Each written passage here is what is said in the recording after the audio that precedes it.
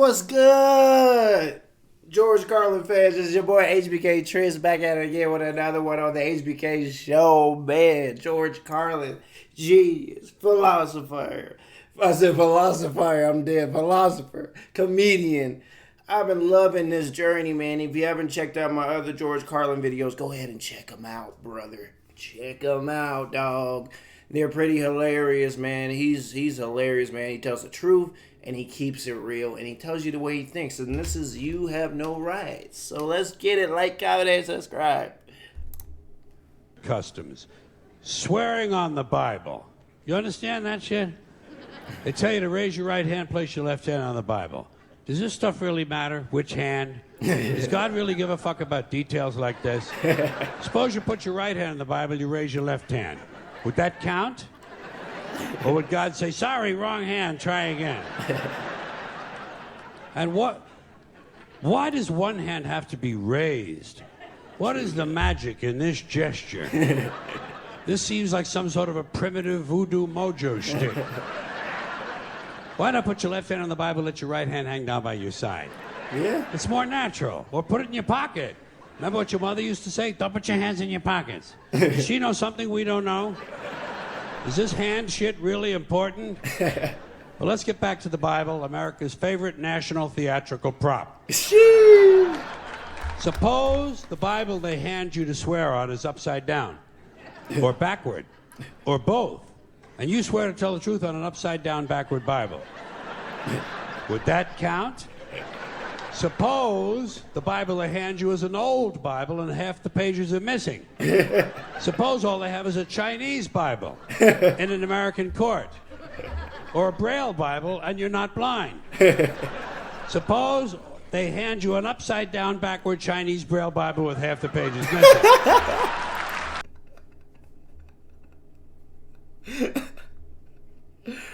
Oh, man, this boy George Carlin, this man is crazy, man. But he has a point, though.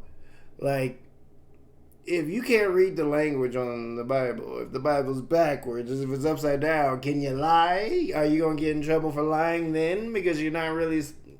He's making sense, bro. He's making sense.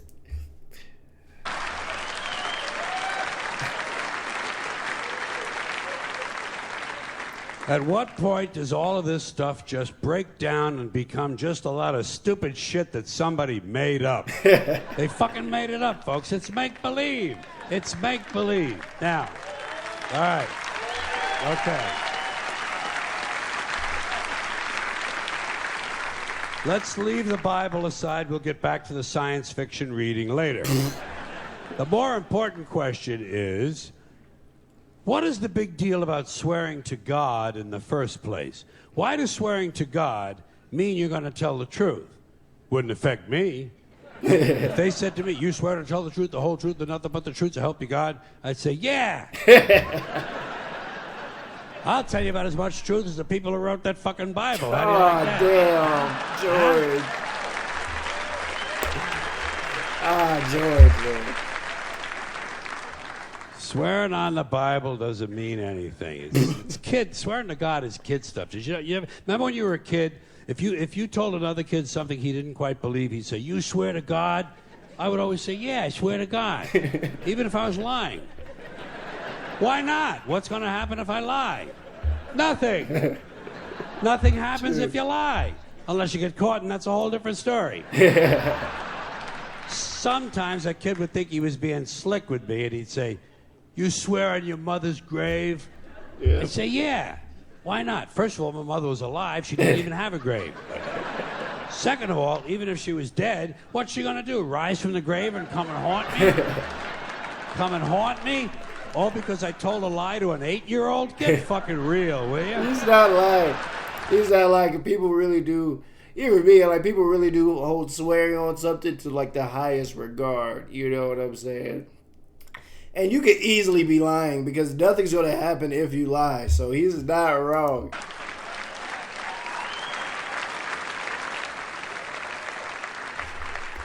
Sometimes I would say, I swear on my mother's tits. Kids are impressed with things like that. I mean, I don't care about my mother's tits either. I don't care if they fell off. Fuck her. What? Not my problem. They're your tits, Ma. You keep an eye on them. Swearing to God doesn't mean anything. Swearing on the Bible doesn't mean anything. You know why? Because Bible or no Bible, God or... Golly, I just had a breakdown. Why he had to do his mom like that? His mom had no reason to be screwed over like that in the special, man. Why he did his mom like that? Oh, fuck her. Not my problem. They're your tits, Ma. You keep an eye on them.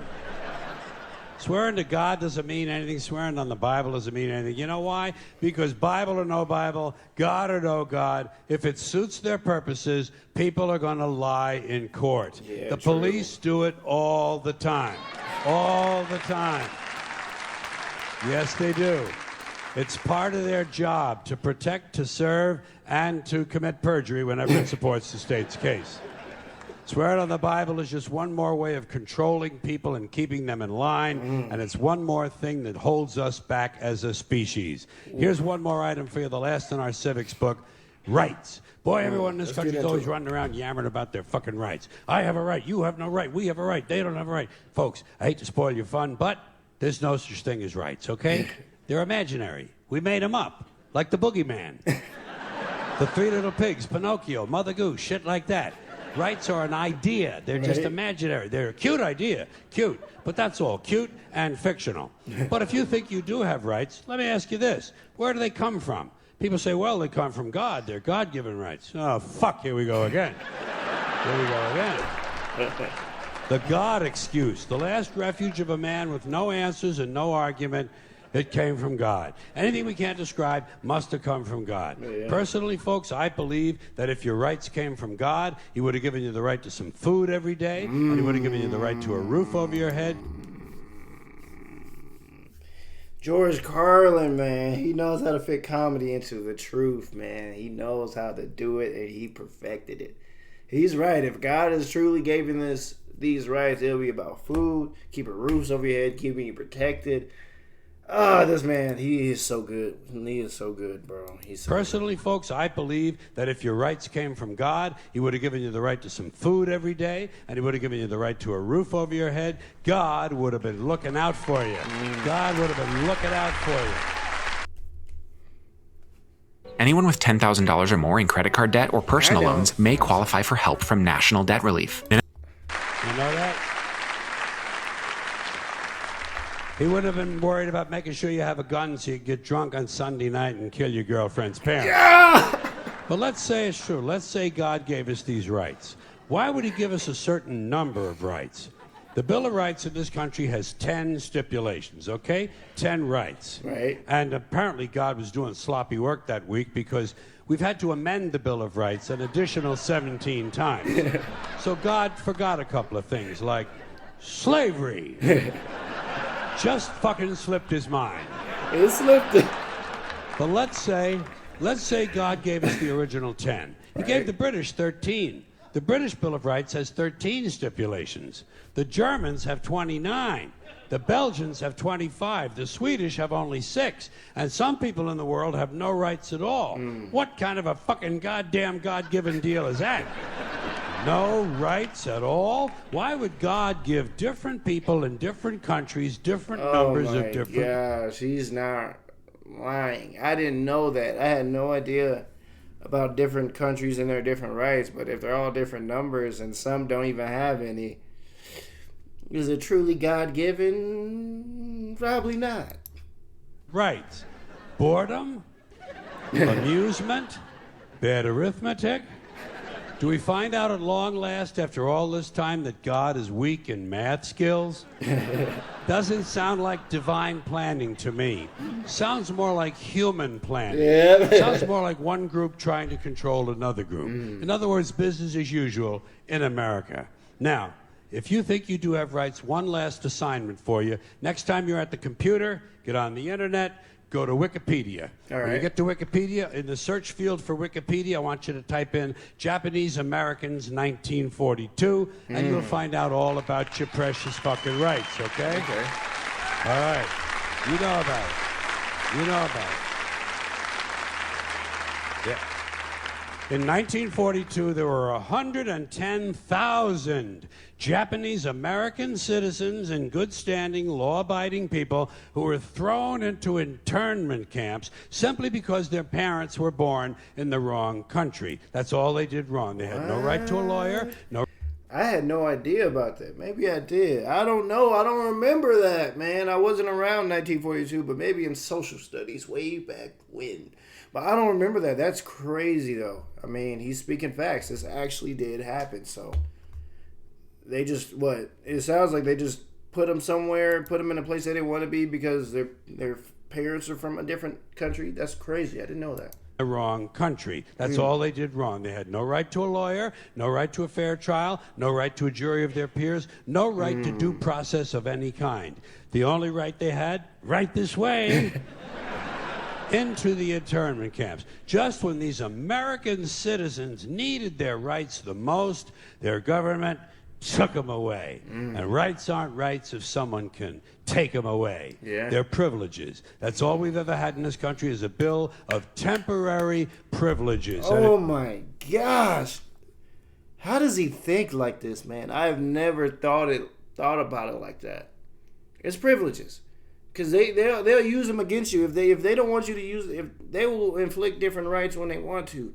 It is privileges. I'd never thought about that. He's changing the way I think, honestly. I'm loving this George Carlin journey. I'm going to let this man speak. Let him speak. If you read the news even badly, you know that every year the list gets shorter and shorter and shorter. You see how sooner or later?